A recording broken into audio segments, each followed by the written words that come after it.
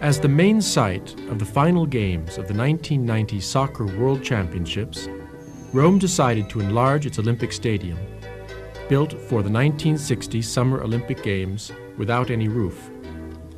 The stadium was constructed at the bottom of Monte Mario and inspired by the planimetry of the glorious Circo Massimo nearby.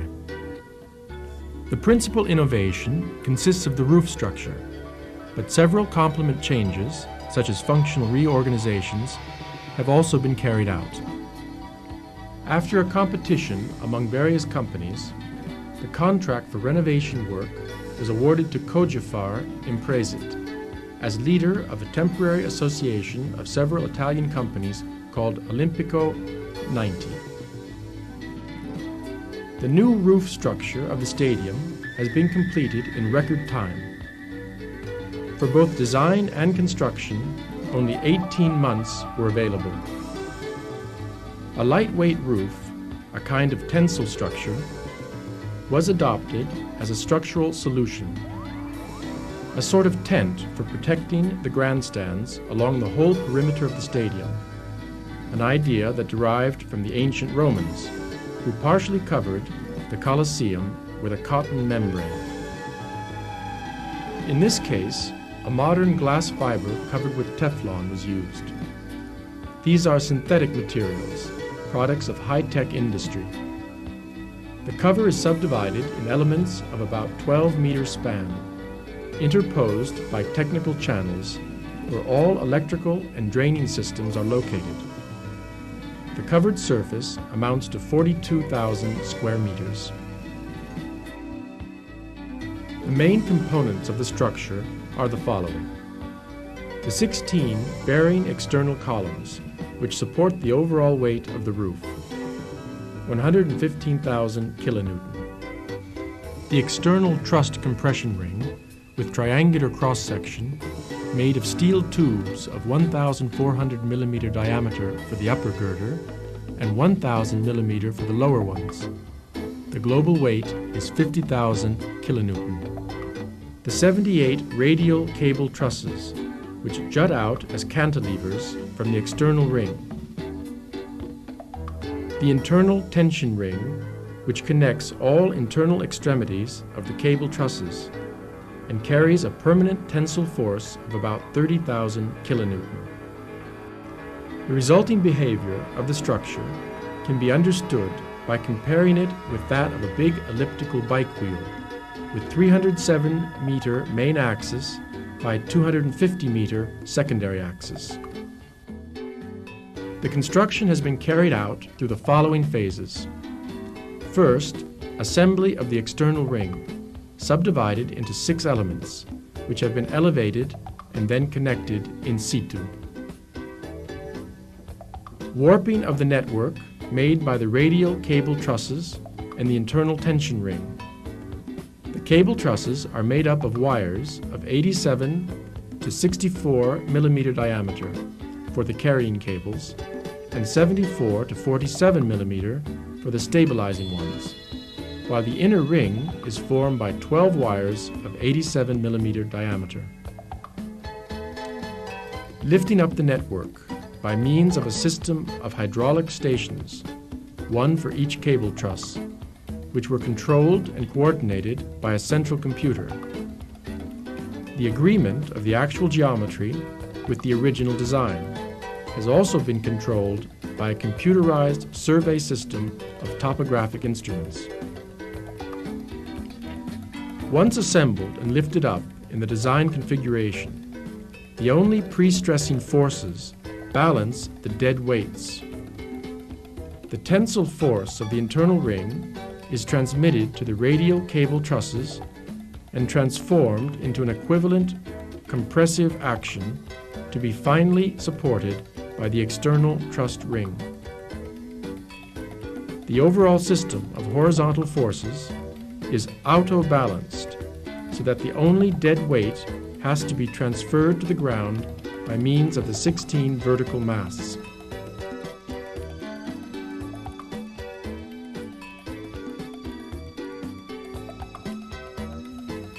The numerical model developed at the Department of Civil Engineering, University of Florence, has been mainly devoted to the study of the aerodynamic behavior of the roofing structure. An extended version of the FEMAS has been employed, general-purpose finite element computer program, which was specially designed for the time domain analysis of flexible structures under turbulent wind. In all computations, geometrically nonlinear effects are taken into account. The model has been developed in the following steps. Initial shape-finding procedure, which is based on the equilibrium between dead weight and pre-stressing forces. Static analysis to determine the deformed configuration under permanent snow and static wind loading. Study of natural frequencies of oscillations and associated modal shapes. Dynamic analysis in time domain for determining the structural response to turbulent wind. The numerical model has approximately 6,000 degrees of freedom. The external compression ring is made by 640 beam elements, including the pin-jointed ones, as reticulated stiffeners. The network is subdivided into 1,640 pre-stressed, discrete cable elements. Nonlinear static analysis were performed to detect the equilibrium configurations under dead weight, permanent loads, and static wind action.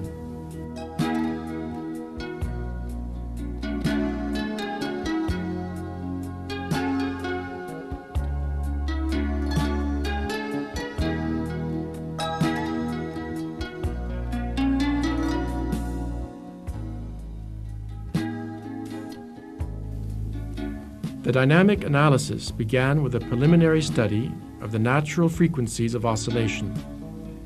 The first 5 computed eigenforms are shown and commented on in the following.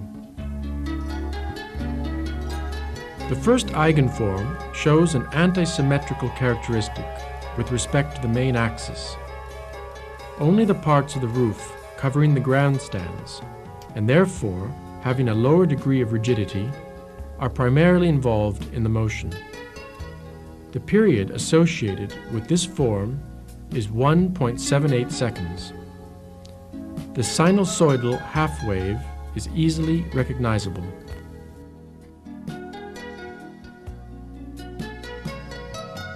The second natural period is 1.74 seconds, i.e., very close to the first one, but the corresponding eigenform is symmetrical with the main axis. Also in this case, the sinusoidal half-wave motion is easily recognizable for the roof of the grandstand.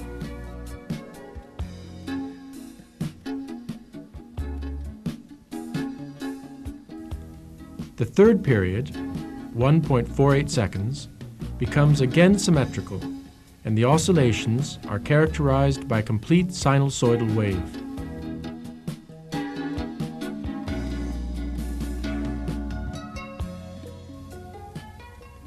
The fourth eigenform is computed with a period of 1.47 seconds, i.e., very close to the previous one, but shows an antisymmetrical characteristic.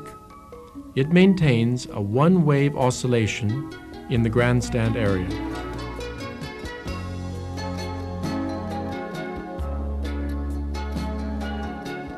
By the fifth eigenfrequency, at about 0.75 Hz, corresponding to a period of 1.34 seconds, the oscillations show 1 1/2 sinusoidal waves and are symmetrical with the main axis.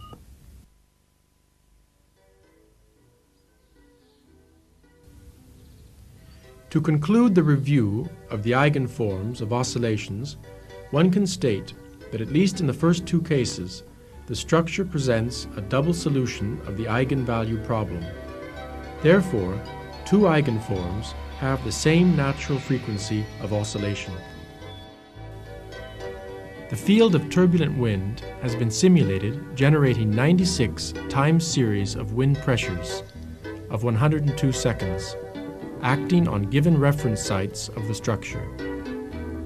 The 10 minutes average wind speed has been assumed as 30 meters per second at 60 meters height, according to the specifications of the commitment. As far as the auto and cross-spectral density functions of the turbulence is concerned, several tests have been carried out, based on both the analytical models available in the literature and the experimental ones measured by wind tunnel tests. As far as the nonlinear dynamic analysis is concerned, several simulation tests have been carried out in order to analyze the time domain response of the structure to artificially generated wind loading.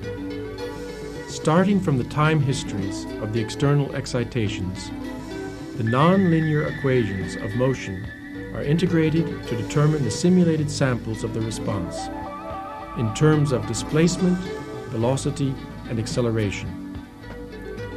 In the modeling are also considered performing the analysis very near to the strong nonlinearity of the structural behavior, implicit nonlinearities due to the excitation forces, as for example, the relative velocity between incoming wind flow and the structure's own motion, and the variation of the aerodynamic coefficients with that response. The short sample shown here has a duration of 60 seconds. Longer simulations also can be carried out and must be performed for significant statistical analysis of the response samples, carrying the price of a big computational effort and of a drastic increase of the amount of data to be managed. All this is possible thanks to the capacity of modern mini-computers and workstations, enabling us to perform analyses which were unimaginable even a few years ago.